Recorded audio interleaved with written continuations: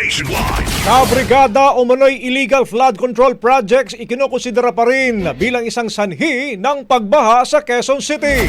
Brigada Katrina Honson, ibrigada mo! Brigada Live Report. Kinumpirma ng Quezon City Disaster Risk Reduction and Management Office na ang ilang umano'y illegal flood control projects ang posibleng naging dahilan ng malawakang pagbaha sa lungsod. Ito ay kasunod sa naitalang matinding pagbaha sa lugar nitong Sabado, August 30. Kung maalala, unang kinumpirma ni QC Mayor Joy Belmonte na mayroong mahigit 250 flood control projects na hindi dumaan sa proper coordination sa LGU.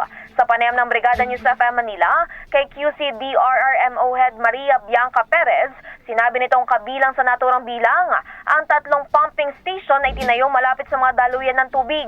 Paliwanag niya, bagamat marami naman talaga ang ulan na binuhos, sadyang hindi gumana ng maayos ang ilang flood control project.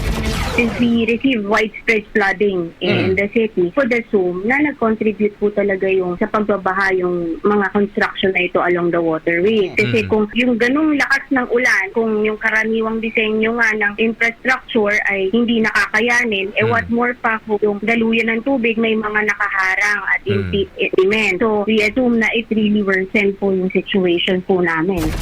Tatala ng QCD-RRMO, 36 sa 142 barangay sa lungsod ang lumubog sa baha, kabilang ang mga lugar na hindi karaniwang binabaha gaya ng ilang bahagi ng District 3. Sa ngayon, nakauwi na ang ilang mga residente sa apektadong barangay, pero nasa 1,000 individuals pa rin ang nananatili sa mga evacuation centers.